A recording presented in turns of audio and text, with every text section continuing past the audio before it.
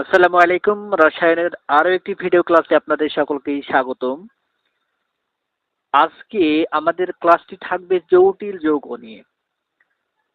আজকে ক্লাসে বলছে যে জটিল যৌগের নামকরণ। আমরা জটিল যৌগ দেখলেই অনেকের জটিল মনে করি। আসলে সেটা জটিল নয়, খুব সহজে আমরা নামকরণ করতে পারবো। আসলে জটিল যৌগ আমাদের দুই রকমের হয়। একটা হচ্ছে ক্যাটায়ন চার্জ যুক্ত জটিল যৌগ, আর একটা হয় হচ্ছে অ্যানায়ন চার্জ যুক্ত জটিল যৌগ। এখন দেখেন, ক্যাটায়ন চার্জ আর একটা হচ্ছে অ্যানায়ন চার্জ। অ্যানায়ন চার্জ, এখন আমরা প্রথমে যে নামকরণ করব সেটি হচ্ছে ক্যাটায়ন চার্জ যুক্ত জটিল যৌগের নামকরণ আজকের ক্লাসে থাকবে। ক্যাটায়ন চার্জ, আমরা এই ক্যাটায়ন চার্জ যুক্ত জটিল যৌগের যখন নামকরণ করব তখন আমরা প্রথমে একটি শর্টকাট জানব। সেটি হচ্ছে দেখেন,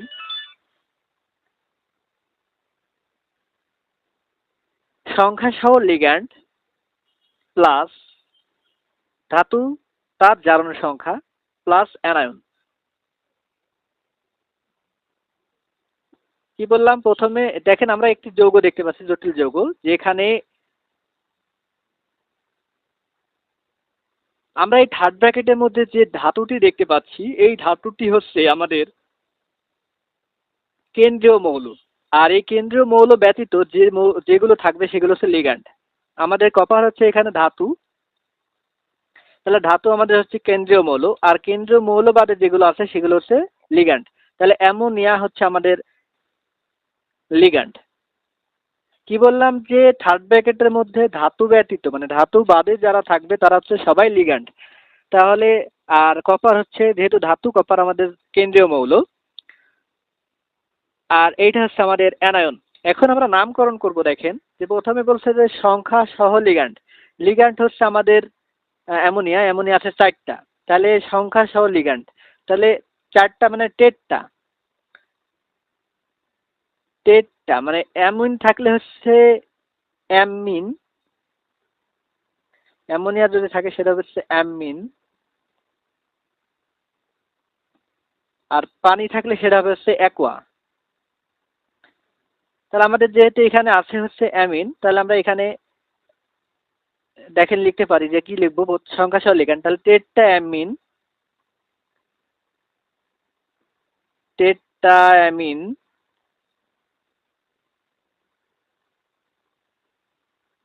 এর হচ্ছে ধাতু তার জারণ সংখ্যা, ধাতু হচ্ছে কপার। এই কপারে এখানে আমরা একটু খেয়াল করলে দেখবেন যে জারণ সংখ্যা হচ্ছে +2। আমরা জারণ সংখ্যা নির্ণয় করে এর আগে শিখিয়েছি, সেটা আমরা দেখলে খেয়াল করবো যে কপার জারণ সংখ্যা কয়টা? দুইটা, তাহলে রোমান সংখ্যায় লিখবো 2। এবার কি বলছে যে অ্যানায়ন, অ্যানায়ন হচ্ছে আমাদের এখানে সালফেট, তাহলে কি লিখবো আমরা? সালফেট। তাহলে টোটাল যে জটিল যৌগ তার নাম কি হলো? সালফেট। তাহলে টোটাল যৌগের নাম হলো টেট্টাঅ্যামিন কপার 2 সালফেট। এই জটিল যৌগের নাম হচ্ছে টেট্টাঅ্যামিন কপার 2 সালফেট। আমরা আরো একটি উদাহরণ যদি খেয়াল করি তাহলে আমরা ক্লিয়ার হব। দেখেন এখানে আছে সিলভার অ্যামোনিয়া হাইড্রক্সাইড। এই জটিল যৌগটি আমরা কিভাবে নামকরণ করব? আমরা প্রথমেই দেখেন যে হাইড্রক্সাইড মানে এটা হচ্ছে OH মাইনাস, তাহলে এটা আমাদের অ্যানায়ন, আর বাকি এটা হচ্ছে আমাদের ক্যাটায়ন। এখন সিলভারের যদি আমরা এইখানে দেখি যে জারণ সংখ্যা আছে +1, তাহলে আমরা নামকরণ করি সংখ্যা সহ লিগ্যান্ড। তাহলে লিগ্যান্ড আছে দুইটা, তাহলে ডাইঅ্যামিন, ডাইঅ্যামিন। এবার ধাতু হচ্ছে আমাদের সিলভার, সিলভার আর জারণ সংখ্যা আছে 1, তাহলে সিলভার 1, সিলভার 1।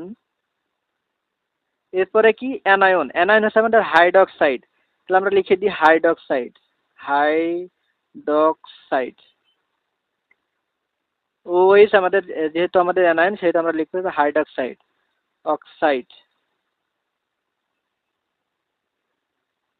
অক্সাইড। তাহলে টোটাল নাম হলো যে ডাইঅ্যামিন সিলভার 1 হাইড্রক্সাইড,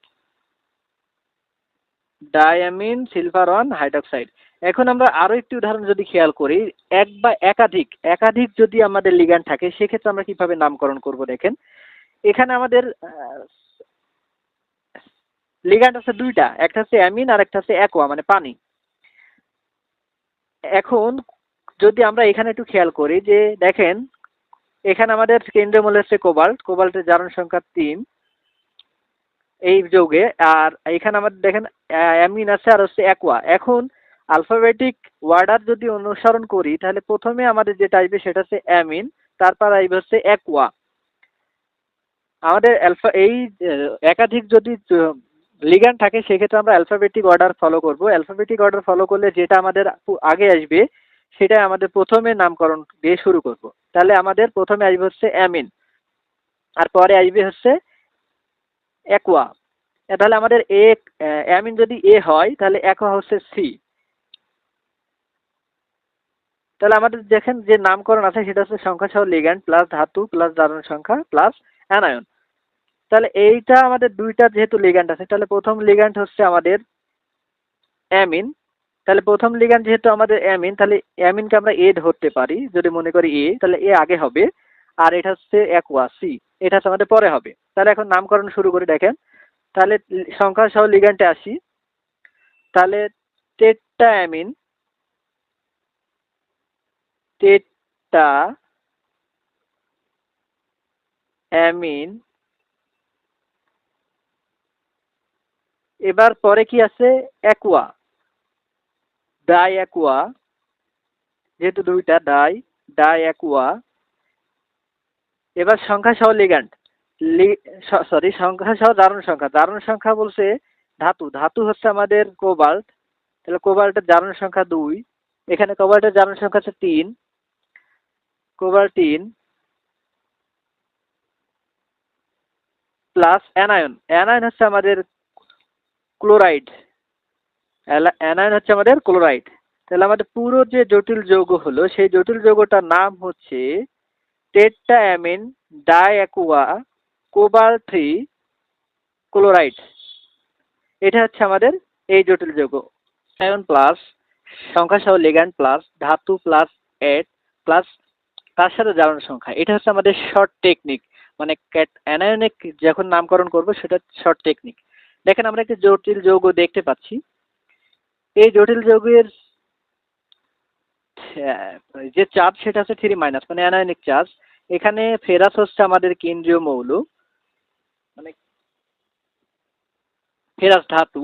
আর ফেরাস বাদে থার্ড ব্র্যাকেটের মধ্যে যা আছে সবগুলো লিগ্যান্ড, তার মানে সায়ানেট হচ্ছে আমাদের লিগ্যান্ড। এখন এই জটিল যৌগের নামকরণ করলে আমাদের কি আসবে দেখেন। প্রথমে ক্যাটায়ন, ক্যাটায়ন আমাদের এখানে সোডিয়াম। তাহলে সোডিয়াম সংখ্যা সহ লিগ্যান্ড, লিগ্যান্ড আমাদের ছায়ানো, তার সংখ্যা 6টে। তাহলে হেক্সা ছায়ানো, হেক্সা ছায়ানো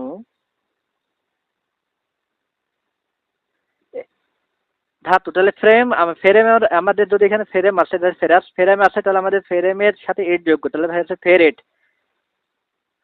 ফেরেট এর জারণ সংখ্যা হচ্ছে 3, জারণ সংখ্যা হচ্ছে 3, তাহলে 3।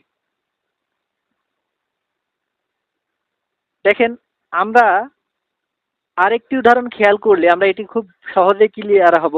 দেখেন যদি কোথাও ক্রোমিয়াম থাকে, ক্রোমিয়ামের সাথে এর যোগ করলে হবে হচ্ছে ক্রোমেট।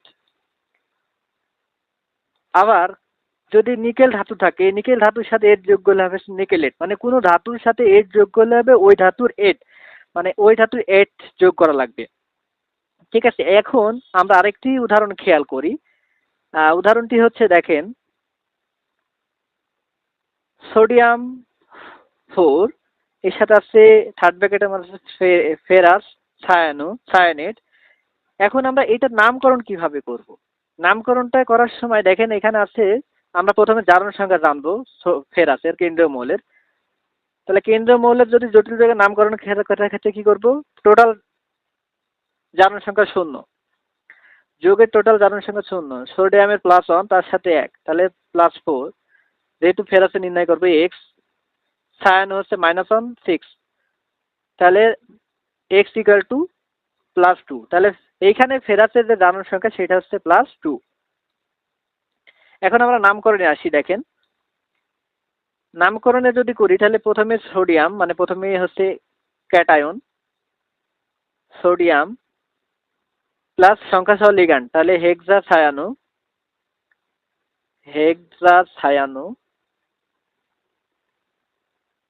এরপর আসছে কি ধাতু প্লাস 8, যেহেতু ফেরাম আছে এর সাথে 8 যোগ করলে ফেরেট। এর জারণ সংখ্যা হচ্ছে 2,